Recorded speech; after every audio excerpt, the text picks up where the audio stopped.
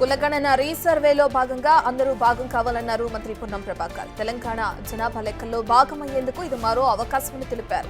ప్రజలు బాధ్యతగా వ్యవహరించాలని ప్రభుత్వం తరపున విజ్ఞప్తి చేశారు. ప్రతిపక్ష నాయకులు విమర్శలు మానుకుని సర్వేలో పాల్గొనాలని, బలహీన వర్గాల పక్షాన నిలబడాలని సూచించారు.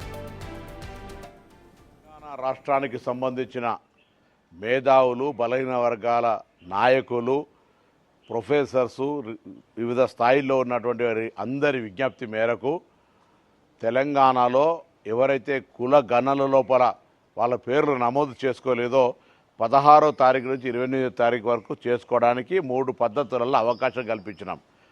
దయచేసి తెలంగాణ సమాజంలో ఎవరైతే జనాభా ఈ కులగణ సర్వేల నమోదు చేసుకొని సమాచారం ఇవ్వలేదో, ఇది స్వచ్ఛందంగా ఇచ్చే సమాచారం ఇందులో తప్పకుండా ఎవరైతే మిస్ అయినరో వాళ్ళందరినీ వెంటనే సమాచారం ఇవ్వమని తెలంగాణ ప్రభుత్వం పక్షాన ప్రతి ఒక్కరికి విజ్ఞప్తి చేస్తూ ఉన్నాం.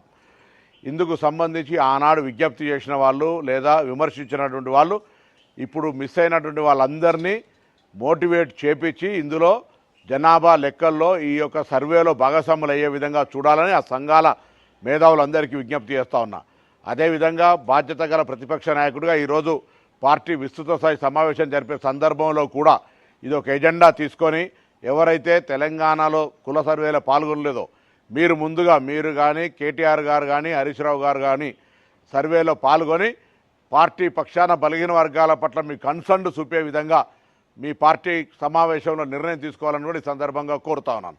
అవి చేయకుండా ఊరికైన విమర్శలకే పరిమితమైతే తెలంగాణ బలహీన వర్గం చూస్తూ ఊరుకోదనే మాట మనవి చేస్తూ మరొకసారి తెలంగాణ ప్రజలందరికీ విజ్ఞప్తి చేస్తున్నా. ఇప్పుడు ఇస్తున్నటువంటి అవకాశాన్ని వినియోగించుకొని కుల సర్వేలో భాగస్వాములై తెలంగాణ జనాభా లెక్కల్లో ఉండే విధంగా చూసుకోవాలని విజ్ఞప్తి